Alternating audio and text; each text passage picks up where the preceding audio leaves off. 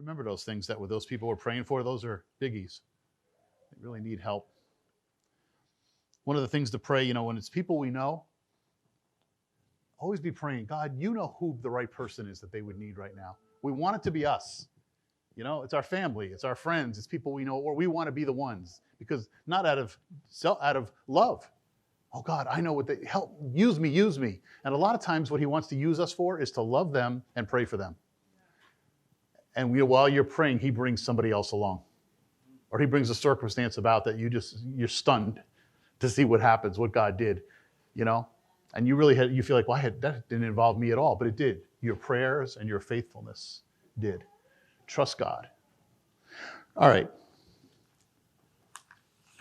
So we said this year, we want to talk a lot about, we're going to get talking about some of the basics of the faith as we preach through the year, and also a lot of the things that have to do with our vision here, what we're about at BCF.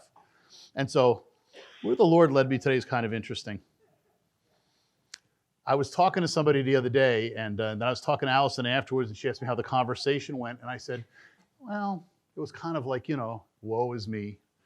And she said, that's what happens with a lot. That's just life does that to people. There's a lot of woe is me going around. And I thought, and we all go through tough times. I always have to put the disclaimer out here. I'm not saying, what? You're not joyful when everything around you is falling apart? What's wrong with you? No, I'm saying, though, that a lot of times we get into thinking like the world. If things aren't, I wanted this new car, I'm not going to be able to afford it. Woe is me. We're stuck living in this place when I'd rather live here. Woe is me. Can't afford my new gaming system yet. Woe is me. I hear that one. This kind of stuff. And it's all this woe is me, woe is me. And if we're going to do it, I'm thinking of songs we sang today, what Josh shared, what was shared over here, all the same stuff. Everything's talking about we need to get our eyes straightened out. And so I want you to look back at a familiar portion of Scripture I want to talk about. Go to the prophet Isaiah, chapter 6. We all know that, or a lot of you will. You say, oh, I know what that is. When we read it, of course, you'll know it. But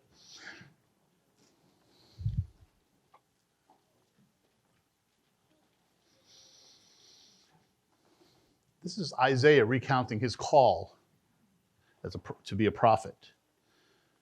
Isaiah chapter 6.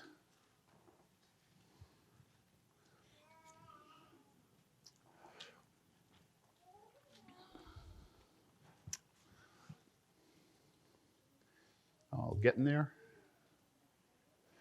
Okay, I'll begin with verse 1. In the year that King Uzziah died, I saw the Lord sitting on a throne, high and lifted up, and the train of his robe filled the temple. Above it stood seraphim. Each one had 6 wings. With 2 he covered his face, with 2 he covered his feet, and with 2 he flew. And one cried to another and said, Holy, holy, holy is the Lord of hosts. The whole earth is full of his glory. And the posts of the door were shaken by the voice of him who cried out, and the house was filled with smoke. So I said, woe is me. Oh, there's that term, woe is me. Is he saying, woe is me, I wanted a nice calm day and it's smoky here? No, he said, woe is me, for I am undone, because I am a man of unclean lips, and I dwell in the midst of a people of unclean lips. For my eyes have seen the King, the Lord of hosts. Then one of the seraphim flew to me, having in his hand a live coal, which he had taken with the tongs from the altar. And he touched my mouth with it and said, Behold, this has touched your lips. Your iniquity is taken away, and your sin purged. Also I heard the voice of the Lord saying, Whom shall I send, and who will go for us? Then I said, Here am I, send me. Ha! This is the woe is me that we as the church need to find. You see, when we got our mind off of this world and off of everything else, we still got to go to work. I'm not talking about being crazy, but I'm saying when our hearts and our minds are on him and his kingdom, that's what's going to matter to us more than anything. I got to take care of these things, but this is the heart of the matter. Woe is me. He sees God for who he is. He sees him. He sees the angel. Holy, holy, holy. Go to Revelation. What are they all singing up in heaven? Holy, holy, holy. And you know what? You might say, I've heard people say, I can't imagine going to heaven and sitting on a cloud with a harp or gathering around and singing worship songs morning, noon, and night forever. That sounds pretty boring. Well, you know what? Apparently it's not. Apparently it's not. Because from everything I read, nobody seems bored. Nobody seems tired. And there's a lot more going on, but that's going on all the time. This worship. But when you know why it's boring to us? Because we don't know God. When you really know God the way He is here, like they do, there'll be no end to it. You know, that's the great old Charles Wesley hymn, "Oh, for 1,000 tongues to sing my great Redeemer's praise." I wish I had 1,000 tongues to sing. There's so much to sing. I wish I weren't limited. That's the view we need of God. And it has to come to, as our sister shared, holy, holy, holy. God is perfect, perfect, pure, awesome. He is love. And He's done everything for us. And when Isaiah sees that, his immediate reaction is, and it is everybody's if you look in Scripture. You know, people never encounter the angels or God or some encounter with God showing us about the Lord. They never encounter it and go, oh, come here, honey, this is great. You know, let's write a book. They don't. They're always like, oh. They either say they're undone or they can't say anything. They're just on the ground. That's what happens every time. That's the kind of encounter we need with God. He does have great things for us. He is doing awesome things. We are privileged to live at a pivotal point in history. It is so awesome to realize what's going on in the world and say, God has had us here at a time like this. Why? So we wouldn't be woeing is me about our station in life. And instead we'd be looking at this and going, oh, woe is me. I see your holiness. I see what's possible. But how can I be part of it in my imperfect state? How can I? And what happens? Because He has the heart for it. Because He means it. Woe is me. As soon as He gets done saying it, for I dwell in the midst of, He goes, I know what I am. I know we're all like this. And He goes, how does He know it? For my eyes have seen the King of glory, the Lord of hosts. I have seen God. And when I see Him, I see myself as I really am. No wonder Paul in Romans 12 says, you want to stay humble? He said we should take a reasonable view of ourselves. Look at yourself rightly. And if you look, the expression they used back then used to be to look at yourself in the mirror. I love that when you think about it. What he's really saying is just look and see who you really are. That'll keep you humble. You know, we do the false humility thing. Oh, shucks. I'm not that great. No, he says, no, look who you really are, and you'll be like this. You'll be like Isaiah going, whoa, woe is me. You'll be like Paul, I'm the chief of sinners. Paul said, I'm an apostle because that's who God called him to be. He said, I am what I am by the grace of God, but he said, I'm the chief of sinners. I'm the least of the apostles. He always saw that, and yet in the middle of that still had joy, still had power, determination, because that propelled him. He said, but I know who I am, but I know who God is. And He's going to do stuff anyway. We need to get this view. Woe is me. We need a fresh, deep revelation of what Jesus did for us on the cross. He said, what did He do? Touches him on the lips with the coal and says, it's forgiven. It's done away with. It's so easy for us it's just theology. I'm saved. How do you get saved? Well, by the blood of the Lamb. And we mean it, but it becomes theology. It's a fact, but that's all it is. You know, I still remember taking French in high school. Don't remember much about it, but I remember one of the things that was interesting to me was I remember our French teacher saying to us, you know, a lot of languages are richer than English. And we know that with the Greek, obviously. But I remember he's telling us French, and I remember him saying, the example he used was to know. To know. You know how like when people don't know French say, je ne sais pas. I don't know. I don't know. Je ne sais pas. Savoir is that verb. But there's another verb that also means to know. Connaître. Je connais. So je ne connais pas means I don't know them. I don't have a deep understanding of them. I may have met them, but I don't really know them. That verb connaître means to really know deeply, not just understand as a fact. I think a lot of us have the Je ne sais pas, or, oh, je sais, I know. We can't say je connais. We don't know. We don't know, no. We just know.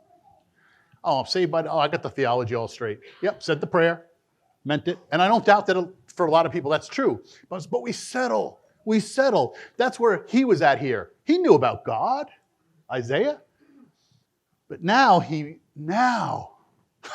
saw him in his holiness. He saw what he really was. It was revealed to him. And it changed everything in him. Woe is me. And once he did, immediately, this happens fast. This is what I love about this, is these things happen this way. I remember when I got saved, it was like that. The understanding, the forgiveness, and the excitement to go all happened like. And here's what we have here, is he have him here, he's going, well, I'm undone. Oh, he touches him, and he says, look, this has touched your lips, your iniquity is taken away, and your sin purged. What Jesus did for us on the cross. And I know we sing the song, I'll never know how much it cost. Yeah, we sing that. It's a nice song. I don't mean that. I'm not trying to make fun, it's just going fast. But I'm saying we sing the words. But the point is, it's true. That song is true. That's why it's good. We will never know. When we're singing we never know, we're thinking we know. But the words are true. We don't know. We'll never know. What God gave up for us, what Jesus really sacrificed, it was enough that all we need to know is that Jesus sweat blood thinking about it. That tells you it's way more than anything we'll ever understand before heaven, out this side of heaven. And he did it so that we could be what? Free of sin. So he came that I might have life and that more abundant. This is what he means. Free. Free of guilt. Free of the shame. Free of the shackles of this life that have torn us down. He wants us free of all that. But it's not just so that we can say, oh, life is easier now. It's more fun now. You know, is life more fun when you as a Christian? I say, for me, 100%. 100%. I thought I was having fun, but it was killing me. It was killing me. But if anybody had said to me, you know anybody who has fun? I said, man, I got the ultimate fun lifestyle going. You know, but I still remember, and Josh has probably heard me say this a million times now because I say it once in a while, that I remember a friend of mine from college calling me 6 months afterwards. And because I'd gotten saved a year out of college, and I told them all right away, called all the guys up. They were up in Buffalo, and I was down in Alabama at the time. And I remember like 6 months later, this Rick, he's calling me, he's talking, he said, Jimbo, just checking on you. How's everything going? I said, great. And I'm telling him everything. He says, you know, those guys, the ones of us that are up here, we kind of thought it was just a phase. Like, all right, he got caught up in something, he'll snap out of it. And he said, well, that doesn't seem to be happening. I said, no, don't wait, not going to happen. And he said, but you know what? I was saying the other day, you know, he seems happy, so why should we give him a hard time? And he said, I mean, you are happy, right? And I remember, without even a thought, I said, Rick, before this, I never knew what happiness was. What you thought was happy was me trying to find happiness and finding momentary moments of joy for a second, or happiness. They never lasted. And that's why I kept getting worse and worse into the lifestyle I was in. You just look and see. That's what it is. And that's what happens here. You look and all of a sudden you realize it's nothing. And Jesus died and took us. That's what he wanted to free us from. He didn't free me from that, saying, see, now that you're not a drunken fool anymore, you can get a good job, make good money, and live in a nice house and have a lot of fancy cars. No. In fact, when I first got saved, you ever have an Amway person or somebody like that try to get you into like multi things? And there's good ones. It's not, and Amway is good. I've known some amazing people in Amway. But there was a young guy that worked out at the same gym I worked out at. And he was trying to get him. And they have, you know how they tell you to do it, I guess, from what he did with me, is you try to make, you hold before them what they could do if they just made more money. And this guy's driving me to the local Lincoln Mercury dealers and all these fancy car places, showing me houses, and he, because that's all he knew to do. And he couldn't believe that I didn't care. I said, I'm not looking for a fancy car. He goes, look at this house. I said, I'm single. I have an apartment I share with a guy, and he pays the rent. I said, I'm fine. I'm good. And it was just like that. He couldn't understand. He was sure that eventually we had the conversation. I said, why do you keep bringing me to these kind of places? And he told me, he says, well, my guy that's up for me told me this is how you get people, is you show them things that they can't afford, but they would definitely want. And he goes, I guess I haven't hit on what you want yet. And of course, I was just saved. I couldn't wait to tell him, oh, you got the wrong guy. I don't want anything. I want more of Jesus. You can't give me that. You can't give me that. But you know what? That was 40 years ago. 40 years ago. And when I read this and start thinking again, I'm saying, God, do it again. Do it again. You know, take the coal. I want a fresh, new revelation of the whole thing because I know it happens. I don't know about anybody else. I let it cloudy. It gets cloudy. I know in my heart it's there, but the vision isn't as clear. It wasn't automatic like it was then. It's not all that matters. I say it is. I want to believe it is, but then I look at how I was then and how I am now, and I say, no, it's not the same. And it's not because I've matured. And if you've ever had that, the Christians, when you're first really excited, oh, you'll mature and calm down. Oh, okay. Okay. You know what I noticed when I matured and calmed down? A lot fewer people around me started getting saved. You know, before I was mature and calm, it happened all over the place. Every place I went, the gym, where I worked, friends. When I matured, I just had a nice influence on them. They liked me. I was a good person. Is that what God wants us to mature into? You know what that happens? You know what that means with that when you mature that way? You know what that really does? That brings glory to you. He's a good guy. You know, he's a straight shooter. I know what he believes, but he's not obnoxious. He's just dignified. I like the way he definitely believes it's serious, and that's a good thing. See, he's got his life and I've got mine. Before that, I was obnoxious. But you know what? Nobody went home saying, see, he's got his thing and I got mine and we're both happy. They'd go home going, he's telling me I'm dead wrong. He's telling me there's no other way. And you know what? While some people went home angry, some of them came back and said, tell me more. Some more. We need to be, this is what we need, is to get back to that. God, show me who you really are. Your holiness, not what you can do for me. What you've already done for me. You've already done it. He touches, we're clean, we're purged. That's what we got to pray this year. I tell you, I believe it. We got to believe God for freedom. We got to, you know what? We can't have the church, and this is not condemning anybody. I've got issues, we all have them. We got to stop letting the devil have stuff on us that he shouldn't. That we have authority over. And we somehow allowed because of our diminished view of God, that affects how we view everything. What God does, how he works.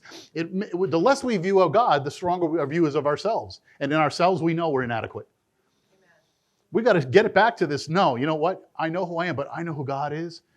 This is all I need, Lord. You do it. And really let him start doing what he wants to do in us. And when he starts doing that, you talk about setting the church free. That's why the early church could take a bunch of unlearned fishermen and tax collectors and turn the world upside down. Because all they knew, Jesus, he did it. I love him, and through him I can do it. They got it. They got it. And they went out full of the Holy Ghost, and that's all they needed. That's all we need. That's all we need. All right. Okay, now, next part. So first, woe is me. And then God takes care of it. As soon as he recognizes, he says, I just want you to understand, now that you see it, boom, here, I'll take care of it. Because only he can. You can't make yourself good enough to get saved. It's ridiculous. That's like saying, I'll go to the doctor once I get healed. Let me get well, and then I'll run to the doctor and see how I'm doing. No, you go to the doctor because you can't get yourself well. You know, and sometimes Christians do that. We tell people, you need to be like this and this and this, you know, and Jesus wants to save you. No, he wants to save you, period. That all comes after. You know, the old, like I said, a pastor friend of mine saying, he never heard of a fisherman who cleans his fish before he catches them. But we try to do that sometimes. But so after that, it's all done. So then what happens? He says, your iniquity is taken away and your sin purged. Also, like simultaneously. I love it. It didn't say, later on I heard. Also, I heard the voice of the Lord saying, who shall I send and who will go for us? The voice of the Lord. I want everybody in this room today to hear, not me, but the voice of the Lord saying this, because he's saying it. He is saying it. Whom shall I send and who will go for us? Because who does he send? His people. And who can go? Whoever's willing. Whoever's willing. And so that's what he hears. Whom shall I send and who will go for us? You imagine Isaiah? He's seen the Lord high and lifted up. He's seen his glory fill the temple. He has seen all that happen. And then he has this happen. It touches him. All gone. Now he hears the voice of the Lord. Who will go for us? Who will go? Who shall I send? Then I said, here am I. Send me. Do you see what he did? What didn't he say? Well, Lord, I can do this and this and this. He didn't say that. He didn't say, God, I'll get myself ready for what do you want that I could do? Find something for me. All he said was, here am I. Like Paul said, I am who I am by the grace of God. Here am I. Send me. That's all he knew how to say. Is what? After all you've done, and I see who you are, I see how much you love me, I see what you've done for me, and you said you need somebody to go do something. I don't know what it is. I can't imagine anything I could do that would please you or that would be of service to you, but here I am. I'm right here. Send me. Like, please send me. Not, all right, nobody else here. No. He's like David. What? He did what? Runs to the battle. He knew his God. Isaiah knows his God now in a way he never did before. And he says, here am I, send me. No thought about what that means. Lord, but don't send me to certain places. And, and make sure when you ever send me, I'm going to have a lot of money because I don't like to have to work extra. And make sure, you know what I mean? It was just send me, here am I. Take me as I am, Lord. Send me. He wants to do that with every one of us. And you know what? He sent Jessica and Bart off to China. He doesn't mean he's going to send you to China. Sometimes these kind of scriptures get used for that, for like a missions kind of thing. It is a missions thing, but missions wherever God sends you. Whether it's to ski slopes, to your own house. I remember a lady, I was preaching something about getting sent a few years ago at another church. I remember a lady coming to me afterwards, coming up the thing, and she said, one of the things that's really frustrating is to hear a message like that I'm so excited about and saying, but there's nothing I can do. I said, why is there nothing you can do? She said, I'm a shut-in. I said, well, you're here today. Yeah, I'm just thinking a shut-in usually is the people who can't make it to church. She said, I'm a shut-in. I said, you're here today. She goes, I can get around a little bit. She goes, like even in my house, I still do hair. So I get people to come to the house so I don't have to go out. I said, what are you telling me? You're telling me you don't know what you can do because it says send me to people, and you're saying God sends the people to you. I said, I'm missing. What's the problem here? And she did. She looked at me. Honestly, she looked at me. She said, I never thought of it that way. I said, start. Prayed for her and sent her on her way. So many people say, oh, not me. I couldn't. And they're missing the most obvious thing. Where God puts you in people's lives and he puts people in your life because he knows who needs who. He knows who needs who. I mean it. And it's not everybody, you sit here and go, if I could just get Treese to come see them. Everybody don't need Treese. If I could just get one of the pastors to come over. Sometimes that's a good thing. We're all willing to do that kind of stuff. But you'd be amazed how many times you're the one. The reason God has you in their life is because he's had you meet them because you're the one. So I don't know what to say. Sure you do. Sure you do. You know what you say? Jesus. Jesus died for you and for me. Let me tell you what it's done for me. Let me tell you what he's done. Just be honest. He's changed my life forever. Nothing will ever be the same, and he doesn't love me any more than he loves you. Can I pray for you? Can I help you to ask Jesus to reveal himself to you in a deeper way? That's not too complicated. And you know what? You start doing that, you'll build a relationship with somebody who sees you mean it. And they're going to want to know more. They're going to want to know more. And when you say, here I am, send me, you don't know where he's going to send you. Think about like somebody like Daniel, who was devoted to the Lord, open it. What do? He sent him into captivity. You talk about being in a hard place. Oh, none of the people I work with are Christians and they use bad language. Daniel went to a place where they didn't believe anything he believed. And he wasn't allowed to talk about what he believed. And what happened to him? Became second in charge of the whole country. Was turning everybody, getting everybody saved. You know? Even Isaiah here, we don't know for sure, but there's Isaiah, the tradition among some of the writings of the Jewish people is that he was eventually sawn in two by a king who didn't want to hear what he had to say. A lot of times what you're called to is not, so there's some tough things to get called to, but you also get called to, you get called to wherever God wants you. He said in Acts 1, just see what he said, I'm going to send you where? Jerusalem, Judea, Samaria, to the far ends of the earth. He said, some of you are going to be right here. Some are going to be here. Someone's going to be there. Someone's going to be crazy places. But what God does when we're willing, what God will do, you see, if we have a heavenly vision, if we really get our eyes on Jesus and on what he's done for us, we're going to want his kingdom more than anything else. We're going to want his kingdom to come. We're going to say, I want everybody to know what I know. I want everybody to know Jesus like I know him. You know why? They deserve it. I didn't deserve it. So they deserve it as much as me. Nobody should be without that. And no matter who you look at, you're going to say, I know what Jesus could do for them. You don't get this idea who needs him, who doesn't, who could change, who couldn't.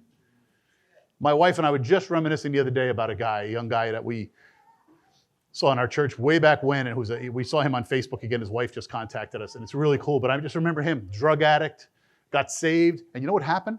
He had friends who came to our church, and the friend had always told him, you ought to come to church, but the friend wasn't on fire for God. He just grew up in the church.